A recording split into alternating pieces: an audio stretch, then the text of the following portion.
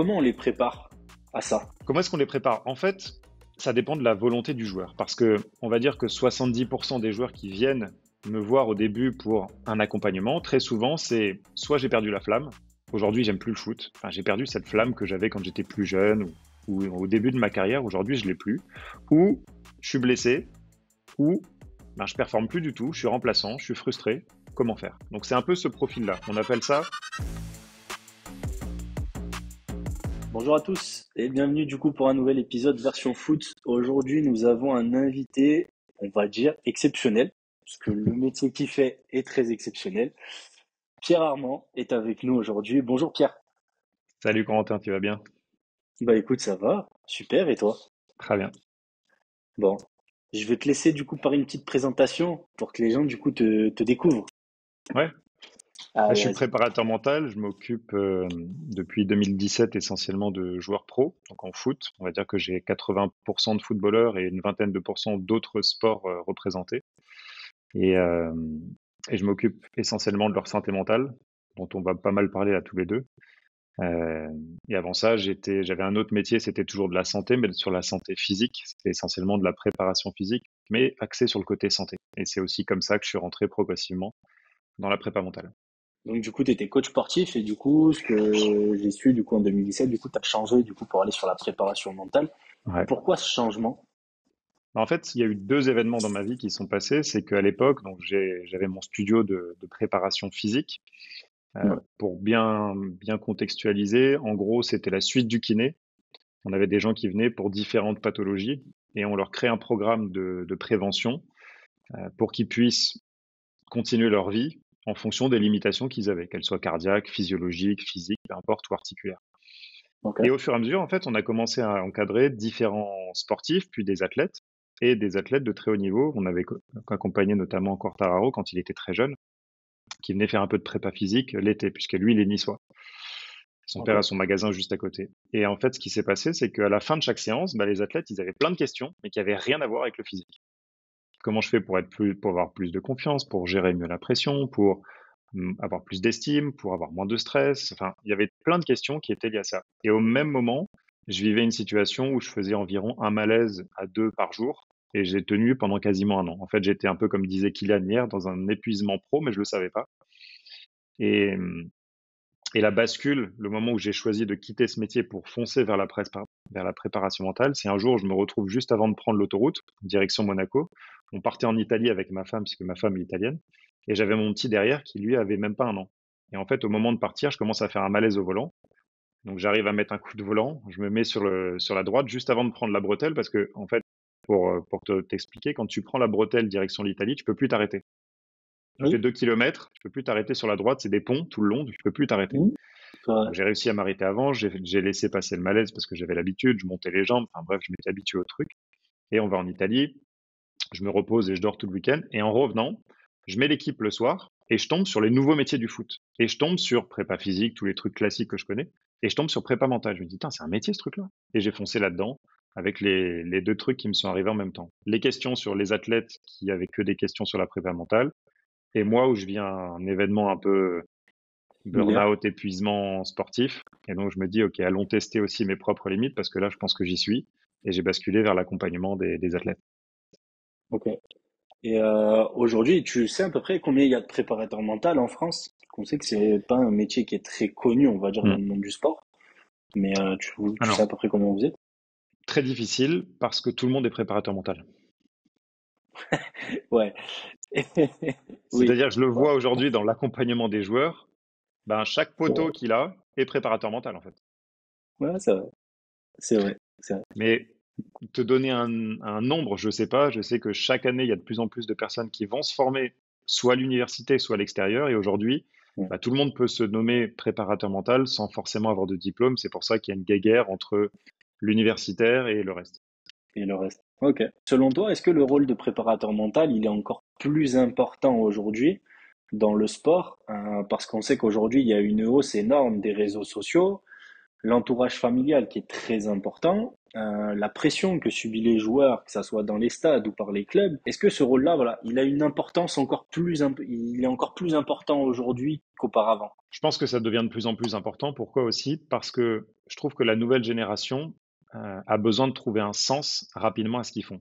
Contrairement à peut-être les anciennes générations, on entend souvent Thierry Henry qui en parle, et même encore avant, c'était un peu l'esprit marche ou crève où tu arrivais dans un centre de formation et en pro, et si ça passait pas, c'est pas grave, ça arrive derrière. Alors qu'aujourd'hui, Ouais, les jeunes, même quand ils veulent passer ces paliers, ils veulent trouver du sens.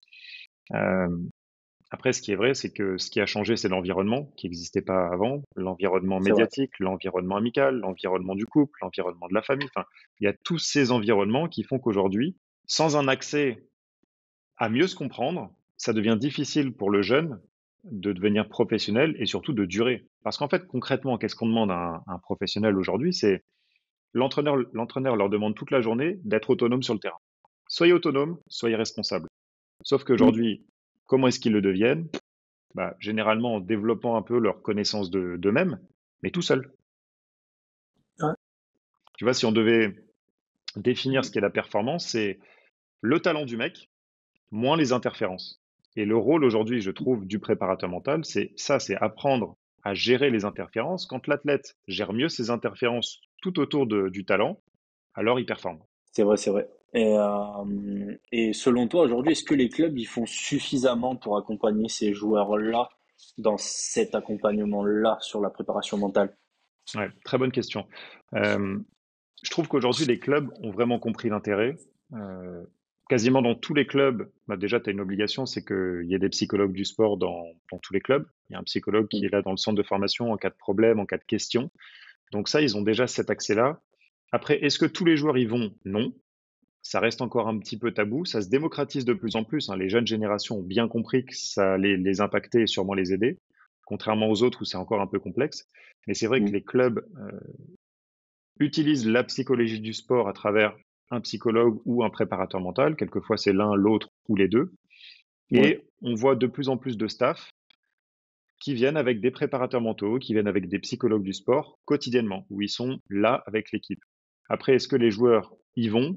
Euh, Je te dirais là encore une fois que dans le monde professionnel, non, pas tous, mais en tout cas, ça commence à se démocratiser. C'est-à-dire que avant les Jeux Olympiques, de temps en temps, il y avait un article qui sortait sur la santé mentale des footballeurs tous les 3 mois. Aujourd'hui, c'est quasiment toutes les semaines. On en parle toutes les semaines. Je dis pas tous les jours, C'est mais vrai. depuis les JO, c'est toutes les semaines qu'on parle de la santé mentale, des dépressions dans le football, de l'anxiété, de la gestion de ses émotions. On en parle tout le temps. Mm. Ouais, c'est vrai, c'est de plus en plus présent. Et après, moi, tu vois, je fais le parallèle un petit peu avec toi, c'est-à-dire que tu fais beaucoup de passages à la télé ou tu fais beaucoup de podcasts justement pour parler de ça, Mm. parce que c'est un sujet qui te tient à cœur, c'est ton métier, mais c'est un sujet qui est tellement important dans le sport, de manière générale. Même maintenant, tu vois, de ce que tu dis, les centres de formation qui sont beaucoup plus présents. Donc ça, c'est très important pour les jeunes qui Mm. sont dans les centres de formation. Il faut vraiment pas hésiter. Si jamais vous avez des doutes ou des choses comme ça, il faut vraiment aller voir. Mais là, tu vois, où je vais faire un petit peu le parallèle, c'est que nous, on a commencé à faire des interviews avec des joueurs, etc. Et c'est vrai que la plupart des choses qui remontent, c'est par exemple sur des joueurs qui nous disent la pression de voir descendre le club, de fermer des emplois par notre faute, etc. Mm. C'est un aspect mental qui est très important et les gens extérieurs, ils minimisent ça. Parce que pour eux, en fait, être footballeur, c'était payé à courir derrière un ballon. Comment toi, tu l'expliques ça? Alors, c'est lié aussi au fait que les salaires sont plus élevés que dans les autres sports, hein. Aujourd'hui, je te Oui. donne un exemple. Un joueur qui joue en troisième, quatrième, voire quelquefois cinquième division peut avoir un petit salaire. Et s'ils ont un truc à côté, ils peuvent finalement bien vivre. C'est le seul sport où ça existe. Tu vois, tous les autres sports, exemple, ceux qui ont fait les JO cet été, ils étaient à moins de 2500 euros par mois et ça dure que 4 ans après, c'est terminé. Tu reviens à la vie normale. Mm. Donc, il y a déjà cette différence salariale qui est complexe à expliquer pour monsieur et madame tout le monde que pour être footballeur pro, c'est 0,005% de chance d'y arriver. Ouais. Pour autant, comme ils ont un salaire plus élevé que les Français moyens, pour ceux qui réussissent en pro, hein, parce que c'est pas le cas de tout le monde, Mm. eh ben, forcément, ils doivent se taire, rien dire, et donc ils n'ont pas de problème. C'est vrai. Sauf qu'on sait aujourd'hui, les dernières études de la FIF Pro montrent qu'on est quasiment à 40% de taux de dépression et d'anxiété dans le footballeur pro, qui est 2 fois supérieur à la population française. Donc ça veut dire C'est que énorme. c'est pas parce que tu gagnes beaucoup d'argent que tu vas pas être touché par des difficultés dans ta carrière. Et ils y passent quasiment tous. Ouais, ils y passent selon toi, enfin ouais, ils y passent au moins une fois dans leur carrière à un moment donné. Sur ce problème-là, il y a forcément tous les joueurs qui sont touchés. Tu peux pas choisir un sport où tu vas vivre des émotions extraordinaires sans dans ta carrière vivre l'opposé. Ah oui, bien sûr, oui. Ça n'existe pas, Forcément qu'il y a sinon des ça moments serait où du tu vas sport vivre parfait. des victoires incroyables et tu vas vivre aussi des descentes, des défaites extraordinaires. Bien Donc sûr. ces ascenseurs émotionnels, bah, ils sont pas tous préparés. Mm. Et comment on les prépare à ça? Ouais. Comment est-ce qu'on les prépare? En fait, ça dépend de la volonté du joueur parce que on va dire que 70% des joueurs qui viennent me voir au début pour un accompagnement, très souvent, c'est soit j'ai perdu la flamme, aujourd'hui j'aime plus le foot, enfin j'ai perdu cette flamme que j'avais quand j'étais plus jeune ou au début de ma carrière, aujourd'hui je l'ai plus, ou je suis blessé, ou ben, je performe plus du tout, je suis remplaçant, je suis frustré, comment faire? Donc c'est un peu ce profil-là. On appelle ça de la réparation mentale au début. Donc tu as un travail de réparation qui est indispensable, et seulement 20-30% des joueurs viennent nous voir en disant, bah, en fait tout va bien, mais j'ai envie juste de passer à l'étape d'au-dessus. Donc c'est montrer aussi que, c'est ce que je dis moi beaucoup dans les profils jeunes, c'est aller bosser quand ça va bien. Aller vraiment bosser quand ça va bien pour aller optimiser, pour que le jour où vous allez passer des moments plus difficiles, vous soyez déjà autonome. Vous commenciez à comprendre comment vous fonctionnez, ce dont vous avez besoin pour mieux passer les étapes que vous allez franchir. Tu as accompagné des athlètes aux Jeux Olympiques. Ouais. Tu as préparé des athlètes aux JO. Mm. Comment tu les as préparés à cet événement? Parce qu'il y a une, t'es en France, t'es chez Mm. toi, Mm. t'as une pression qui, je sais pas peut-être, mais qui est peut-être qui est plus importante que d'autres pays. Comment toi tu les prépares à ça, ces athlètes-là? Comment tu les as préparés? En fait, il y avait deux profils d'athlètes. Le profil d'athlète qui, ça va être le Graal du sportif. Chez moi, à Paris, en plus, je m'entraîne à Paris. Donc ça, c'est le profil numéro un. Et le profil numéro deux, c'est la même chose. C'est le Graal, sauf que je me mets une telle pression que j'ai peur de rater. Ok. Et donc, quand j'ai la peur de rater, même s'ils sont préparés toute l'année, l'objectif avec l'athlète, c'est d'aller voir finalement comment est-ce qu'on peut lever toutes ces peurs pour qu'il libère son plein potentiel. Et ça, c'était l'objectif de séances différentes avec des accompagnements différents. Mais tu vois, j'ai pu accompagner une athlète paralympique. Ça, c'était super intéressant. Et elle a pu, à 55 ans, faire la finale olympique en étant une des plus âgées françaises paralympiques à faire une finale à 55 ans. Alors que normalement, les athlètes, même paralympiques, sont beaucoup plus jeunes. Donc, c'était aussi montrer aux jeunes générations que même à 55 ans, quand tu as des défis dans ta vie, tu peux arriver quand même à faire des choses extraordinaires. Très belle histoire. Et du coup, donc du coup, tu les prépares avant, Ouais. pendant ces Jeux Olympiques, tu as eu des entretiens aussi quand même. Très T'as eu peu. un suivi, très Très peu. peu, parce que je pars du principe que lorsque le travail a été fait en amont et que l'athlète est suffisamment autonome et qu'il est suffisamment équilibré le jour J, il sait comment faire. Mm. Il sait pas Ouais. comment ça va se passer, mais il est préparé à toutes les éventualités. Donc oui, ça m'est arrivé par des vocaux interposés sur peut-être la veille de la compétition entre deux courses. Non, il y a tous les entraîneurs qui sont présents autour d'eux pour ça. Et ensuite, il va y avoir un débriefing. Mais finalement, pendant les JO, c'est là où on travaille le moins. Ok. Et après ces Jeux Olympiques, du coup, tu as eu forcément des suivis, parce qu'il y en a Mm. qui ont réussi, Ouais. d'autres qui ont vécu ça comme un échec. Comment justement tu arrives à ceux qui ont réussi à conserver cette flamme et toujours vouloir aller gagner plus encore, et ceux qui ont l'échec, comment leur dire, t'as échoué, c'est pas grave, mais toujours garder cette volonté-là dans ce sport. Dans les deux cas, on en parlait tout à l'heure, tu as ceux qui ont vécu des émotions extraordinaires au JO, Mm. bah, c'est sûr qu'ils vont avoir un moment où ça va redescendre. On le voit bien, Léon Marchand, il a choisi d'enlever plusieurs compétitions dans son calendrier parce que ça rentre plus. Mentalement, il disait qu'il était plus suffisamment frais. Physiquement, il est explosé. Donc, dans ce cas-là, oui, ils ont besoin d'une période pour faire redescendre. Mais de l'autre côté, les athlètes qui pensaient performer et qui n'ont pas pu performer, ce qui est quand même la majorité des athlètes, c'est comment les accompagner après pour quand même réussir à retrouver une source de motivation suffisamment longue pour que dans 4 ans, ils y retournent, s'ils ont vraiment envie. Et c'est de voir, il y a plein d'athlètes qui perçoivent que le prix à payer de refaire la même chose, potentiellement d'aller encore plus loin dans tous les domaines pendant 4 ans, quelquefois c'est trop long et ils n'ont pas envie. Ils ont besoin peut-être de couper pendant 2 mois, 3 mois, 4 mois, 5 mois, 6 mois, ce qui n'est pas possible chez les footballeurs. En fait, ils ont un calendrier, ils sont salariés dans une entreprise et ils peuvent pas choisir de couper. Donc, dans les sports Ah, individuels olympiques, c'est aussi l'avantage qu'ils peuvent couper plus facilement, alors que dans les sports collectifs, en fait, tu as un calendrier, tu fais partie d'une équipe, tu es salarié dans l'équipe et en fait, tu te calques au calendrier du club. Donc, les athlètes olympiques, c'est super intéressant de les accompagner. Quand ça marche, leur permettre aussi de redescendre et quand ça marche pas, de leur permettre de maintenir cette motivation, cette flamme, de retrouver peut-être cette flamme pour, si c'est ce qu'ils veulent vraiment, continuer pendant 4 ans. et t'étais présent aux Jeux Olympiques, t'y as été. Ouais, ouais, je suis monté. Ouais. Ouais. Comment toi tu l'as vécu en tant que Français cet événement? Écoute, j'ai eu la chance quand je suis arrivé le premier jour au JO, on s'est retrouvé au Stade de France, donc j'étais avec mon fils et de la famille. On s'est retrouvé au Stade de France pour voir la demi-finale et la finale de la France en rugby. Et donc on a vécu la première médaille d'or du Dans le stade? rugby dans le stade avec Antoine Dupont comme joueur principal.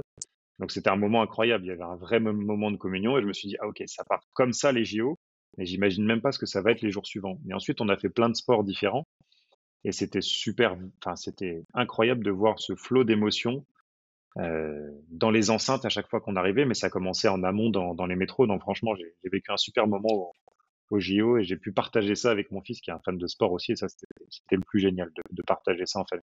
C'est top, c'est génial. Juste avant, tu parlais justement des calendriers surchargés dans le Ouais. football. Tu m'as fait une super passe. Justement, le calendrier surchargé dans le football, et donc on sait qu'il y a déjà énormément de problèmes physiques avec beaucoup de joueurs, de blessures, etc. Est-ce que au niveau mental, il y a aussi un très gros problème là-dessus? Parce que les calendriers sont overbookés, Mm. mais on pense tous à l'aspect physique, mais l'aspect mental, il y joue énormément. Qu'est-ce que tu en penses, toi?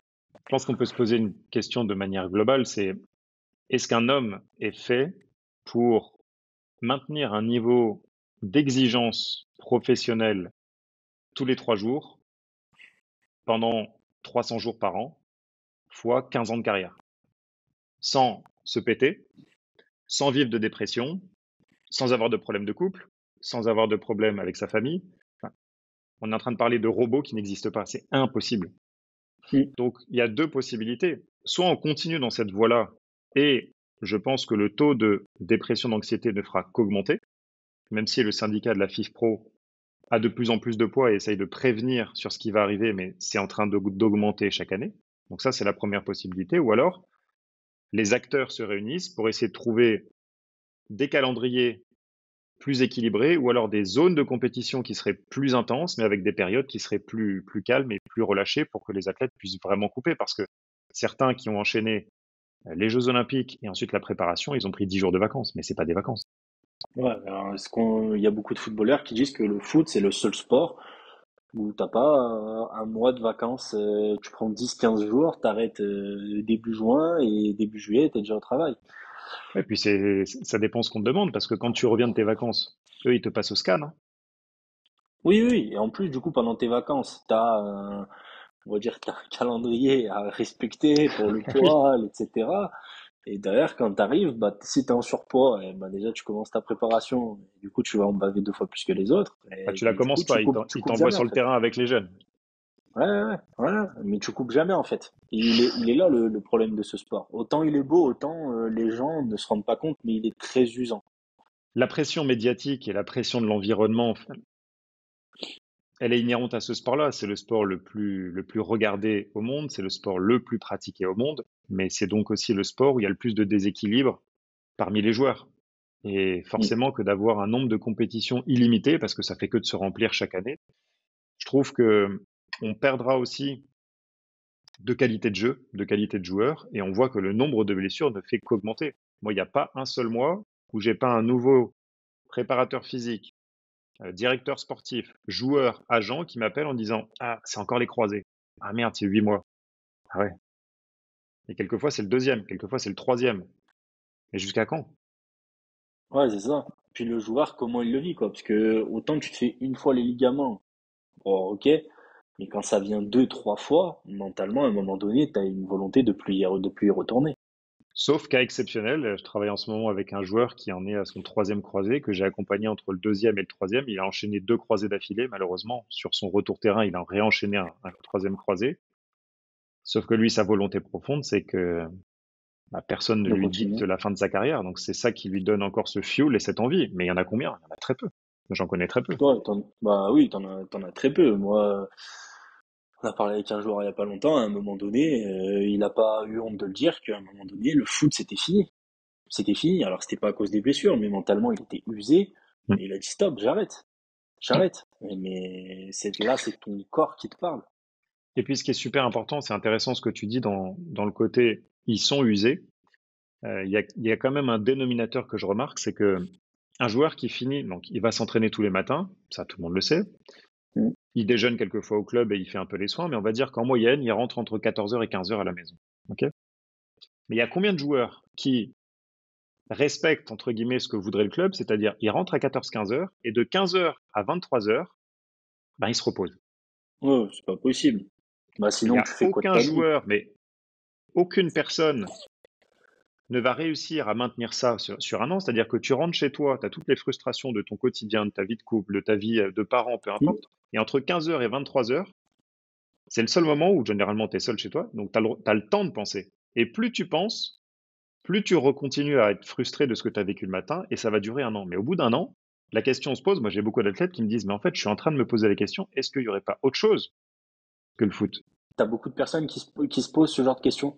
Bah, la majorité des footballeurs avec lesquels je travaille, au bout de 2 séances, ils me disent, ah mais en fait, je suis en train de m'autoriser à aller faire plein de trucs que j'aime tout autant que le foot, voire même plus. Et tiens, au bout de 2, 3 séances, quand je refais ça, bah, je retrouve à nouveau de l'énergie. Bah tiens, ça me plaît plus. Je vais faire de l'investissement. Je vais me replonger dans des études. Je vais m'autoriser, j'en ai un, je vais m'autoriser à aller faire des échecs avec des personnes âgées. J'adore ça.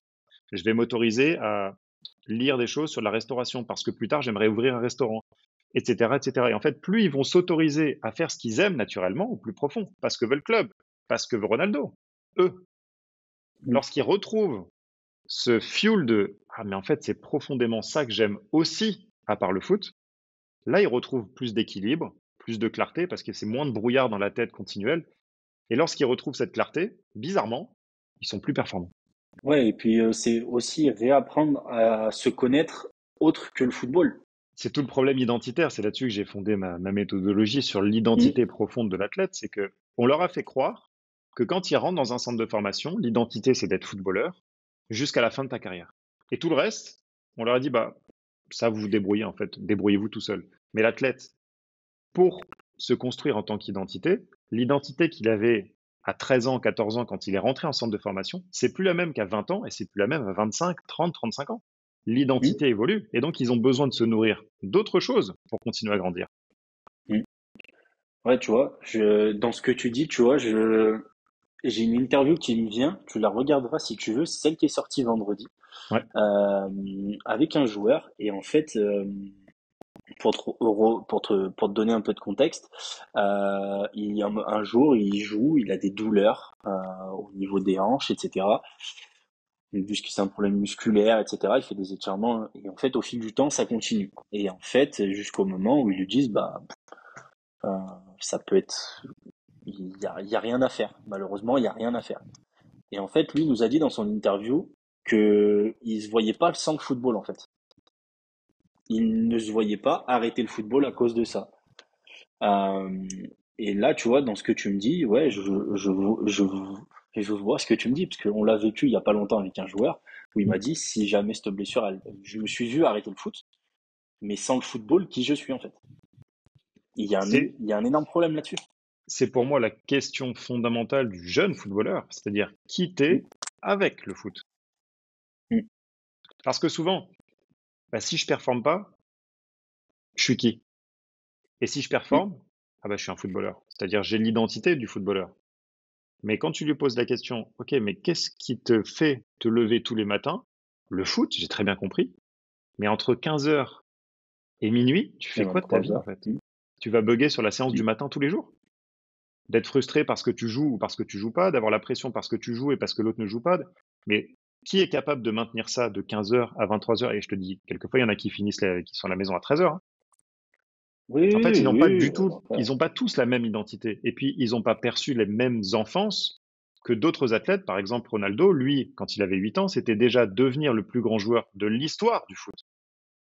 Et les athlètes qui mm. bossent avec moi, c'est pas leur but.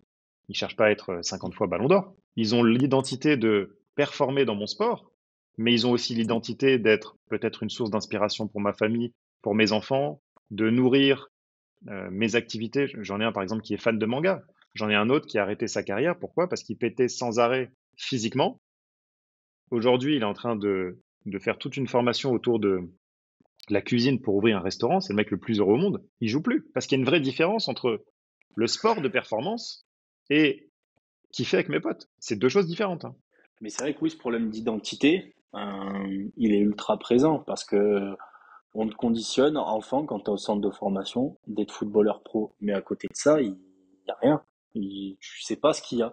Tu sais pas ce que tu aimes, etc. Parce que tu as toujours vécu ça. Les jeunes en centre de formation, c'est ils s'entraînent, ils vont à l'école, ils rentrent au centre de formation. C'est leur quotidien tous les jours. Et s'ils sortent, bah, ils n'ont pas la totale liberté de ce qu'ils veulent faire. Et c'est là le gros problème.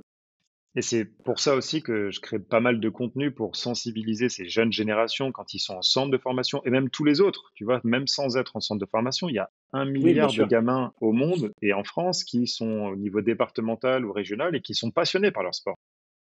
Mais ils ont peut-être besoin d'avoir un accès à qui je suis et qui j'ai envie de devenir dans les 6 prochains mois, dans la prochaine année, et qu'est-ce qui va faire que tous les matins, en fait, profondément, ouais, il y a le foot, mais il y a autre chose qui me fait vibrer dans le foot, peut-être. Ouais, ouais, ouais. Oui, oui. Bah, après, t'as tout, c'est très très vaste ce monde-là en dehors du foot. Et il y a beaucoup de choses. Et c'est là où ce qui peut être bien, c'est quand tu es jeune, justement, à te découvrir des passions autres que le foot. C'est hyper important et ça Bah, t'ouvre aussi, en fait. oui et non. Tu peux avoir des profils qui sont des grands fans inconditionnels de foot, même à l'âge de 45 ans, comme un Thierry Henry. Il mange, il dort, il boit football tout le temps et il explique très bien. Donc, si tu as un jeune comme ça à la maison qui ne voit et qui ne jure que par ça, et naturellement, il a de l'énergie, il a du temps, et quand il rentre l'après-midi à l'entraînement, il fait que ça, il retravaille sur ses matchs, il appelle ses potes, enfin, il mange, il dort football. Il y en a des comme ça, mais c'est pas la majorité des joueurs. Il y en a Ah plein non, qui, quand ils rentrent, ils ont besoin de couper complètement avec le foot, d'appeler leur famille, de passer du temps avec leurs amis, d'aller dans un centre commercial, de faire des échecs, de faire des mangas, de commencer à travailler. Tu vois, j'en ai un par exemple, il aurait adoré être prof de fitness. Ok. Et quand il s'est reconnecté à, bah, en fait, après ma carrière, qu'est-ce qui m'empêche de potentiellement ouvrir un club de sport? Qu'est-ce qui m'empêche d'ouvrir une chaîne? Et pour ça, est-ce que je m'autoriserais pas? Ah bah en fait, je me suis inscrit en STAPS. Bah oui, je suis rentré en deuxième année. C'est génial. Et toutes les après-midi, il fait de l'anatomie, il fait de la physio. Et en fait, il se nourrit de ça. Et plus il se nourrit de oh ça, putain. plus il performe. Plus il performe, plus il se nourrit. Et c'est le cercle vertueux. Non. Ouais, après, du coup, bah, il rentre dans un quotidien qui lui plaît, et du coup, bah, tout se relie, en fait, tout simplement. C'est plus fluide. Il y a plus de clarté. Mm. Mm. Non. Euh, Moi, je vais revenir sur ce que tu as dit tout à l'heure. Pourquoi aujourd'hui, selon toi, c'est encore tabou dans le football de parler de dépression? Ça l'est de moins en moins, tant mieux. C'est encore un peu Ça tabou va, parce que ça va. c'est un sport qui est très masculin, euh, qui est encore très ancré homme. D'ailleurs, le foot féminin se développe, mais c'est long. Et c'est en ça que, déjà, quand les enfants sont à l'école, même si on y travaille de plus en plus, ben, ils ont un accès qui est limité à découvrir ses émotions, gérer ses pensées, comment est-ce que je me développe. Et on les retrouve, ces mêmes difficultés en centre de formation aussi, où c'est difficile pour des jeunes d'aller voir le psychologue du sport. C'est plus en mode, ah non, mais je vais pas aller voir le psychologue parce que j'ai pas de problème. Parce qu'on a associé psychologie à problème. Et plus tu associes ça, plus les jeunes le croient. Donc tu crées une espèce de pensée qui fait que, bah, en fait, si t'as pas de problème, bah, t'as pas besoin d'aller voir le psychologue. Il y a que si tu as vraiment un problème mental qu'il faut y aller. Et malheureusement, tu peux arriver à des cas extrêmes. Et il ne faut pas renier le fait que la dépression existe vraiment dans le football comme dans la société française. Et pour ça, il y a des gens formés exactement pour ça. Et malheureusement, je pense qu'il y a tout un travail en amont à faire avec les jeunes générations pour éviter qu'on arrive à des cas extrêmes qu'on a pu voir dans les journaux de joueurs qui étaient au bout du rouleau et ont vécu des dépressions sévères, parce qu'il y en a, et certains ne sont jamais revenus, hein. Comment on peut les accompagner, ces personnes qui sont en détresse dans le monde du foot? Parce que il y en a qui arrivent peut-être trop tard, où le mal est déjà très profond. Et est-ce que toi, tu y arrives quand même à leur redonner un petit peu goût, ou il y en a, c'est très compliqué? Alors, j'ai deux exemples à te donner. J'ai travaillé avec pas mal de footballeurs qui avaient du mal à mettre des mots sur ça dès le début. C'était plus qu'ils avaient perdu complètement cette flamme et ils avaient plus envie de jouer, ils avaient plus envie de se dépasser, ils avaient plus envie de s'entraîner, ils avaient plus du tout cette flamme quotidiennement. Et moins tu as cette flamme, bah, plus tu prends une espèce de tangente. Et en prenant cette tangente, les blessures arrivaient. En fait, c'était un peu l'engrenage. Et en Ouais, allant c'est un changer cercle ça et en allant vicieux. nourrir, que l'athlète puisse se nourrir à nouveau de ce qu'il aime vraiment. Et à ce moment-là, c'était plus le foot. Donc il a eu besoin d'aller se nourrir de plein d'autres choses pour progressivement retrouver une passion. Et si c'est ça qu'il voulait, retrouver une nouvelle motivation dans son nouveau contrat. Et ça m'est arrivé avec un joueur qui marquait plus depuis 2 ans et demi. Et il était à la limite de, bah, de toute façon, j'arrête dans 6 mois et puis je fais autre chose, à aujourd'hui qui performe encore et qui finit entre 8 et 15 buts sur chaque saison. Et il sait qu'il finira peut-être dans 2 ou 3 ans. Mais tu as aussi l'inverse d'athlètes qui, malheureusement, sont encore moins bien et sont déjà dans un processus où il y a déjà plus la flamme, mais depuis tellement d'années. La flamme a disparu depuis tellement d'années qu'ils ils se sont un peu gangrénés de ça et ils tombent dans une espèce de dépression. Et là, c'est extrêmement difficile. Et là, je pense qu'il y a des personnes très qualifiés pour pouvoir les accompagner dans la suite de leur carrière, s'ils ont envie un jour de reprendre leur carrière, ou potentiellement d'arrêter leur carrière et de continuer peut-être à faire autre chose. Et très souvent, lorsque les athlètes de ce profil-là changent complètement de vie, quelquefois ils arrivent à retrouver une autre flamme dans un autre domaine. Avant de finir, je vais te poser trois petites questions. Quel est ton meilleur souvenir aujourd'hui dans ce métier que tu pratiques, dans ce rôle de préparateur mental? Je dirais deux choses. Un exemple, je te donnais un petit peu l'exemple de tout à l'heure d'un jeune que j'ai accompagné, qui était un jeune en équipe de France, qui a réussi en se reconnectant à ce qu'il aimait vraiment, enfin, à quitter le monde du foot et à commencer la création vers l'entreprise, c'est-à-dire son restaurant, c'est ce qui le faisait vraiment rêver. Donc ça a été une de mes Mm. plus belles réussites parce que je lui ai permis de se connecter vraiment à ce qu'il voulait et c'était plus d'être footballeur professionnel. Donc ça. Et le deuxième exemple, le footballeur dont je te parlais, bah, qui marque Mm. plus depuis 2 ans et demi et qui ensuite finit la saison à 7-8 buts et qui arrive à remarquer. Euh, Ça a été les deux plus belles réussites et celle dont je parle souvent de Maxime, qui est passé du joueur de national aujourd'hui à jouer la Ligue des Champions. C'est les trois profils qui m'ont procuré le plus d'émotions dans mon métier, quoi. Ouais, Maxime Bernard, du coup, qui joue au Dynamo Zagreb, c'est ça? Qui joue au Dynamo Zagreb, ouais. D'émotions, on peut dire des émotions comme la joie, des émotions positives, mais aussi des Bien sûr. profils où ça m'est arrivé d'accompagner, enfin, de démarrer des accompagnements et malheureusement on a dû arrêter parce que le joueur était trop mal. C'est peut-être le moment le plus dur que j'ai vécu avec un joueur qui était tellement mal. Et je me suis juré de ce jour-là de pouvoir aussi aider toutes les jeunes générations à plus avoir ce genre de profil qui, quand ils arrivent, c'est trop tard. Et en fait, ils sont obligés d'arrêter leur carrière et changer complètement de vie et potentiellement partir dans tout un mode de suivi psychologique très profond et médicamenteux pour sortir de là. Et du coup, pour conclure, est-ce que tu aurais une petite anecdote à nous raconter? Une anecdote dans le foot avec des accompagnements. Ouais, bien sûr. Qu'est-ce que je peux te donner? Ouais. On organise tous les ans des bootcamps autour du mental, c'est-à-dire que avant que les joueurs reprennent leur saison, on leur fait vivre l'expérience où pendant 2, 3 jours, on leur fait vivre toutes les activités qu'ils n'ont jamais l'habitude de faire, mais qui sont connectées de près ou de loin avec le mental. Ok. Et je me souviens qu'on avait bossé avec un joueur qui refusait totalement d'aller dans tout ce qui était froid. Pour lui, c'était impossible donc tout ce qui était bain froid au club, il le faisait jamais. Et là, l'expérience, c'était de les plonger dans des bacs de glaçons et de rester 1 minute, 2 minutes, 3 minutes dans l'eau. Et pour certains, ceux qui pouvaient, immerger complètement sous l'eau avec la méthode Wim Hof de respiration. Et au début du stage, il me dit, moi, je te le dis, c'est impossible. J'ai tout fait, mais ça, j'ai tout essayé. Tous les ans, on essaie de me le redire que c'est important pour la récup. Et même des bains à 5 degrés, j'y vais Clairement. même pas. Donc ton bain à 0,5, 1 degré, c'est impossible. Et au fur et à mesure, qu'il a réussi à péter ses propres croyances, il a réussi à plonger et ensuite il tenait 2-3 minutes. Alors, je dis pas facilement, c'était difficile pour lui, mais il a réussi à tenir 3 minutes. Donc, si lui, il y arrivait, c'était super émotionnel de voir qu'un profil comme ça réussissait super rapidement, en quelques heures, à péter ses croyances de bah, de toute façon, je te le dis déjà, dans ce bain, j'irai jamais. À 10 minutes après, bah, en fait, il est dans l'eau avec sa femme qui était juste à côté en se disant mais c'est incroyable qu'il arrive à faire ça alors que aucun club n'y arrivait, quoi. Incroyable, incroyable. Mais c'est d'où tout l'importance du coup de la préparation mentale.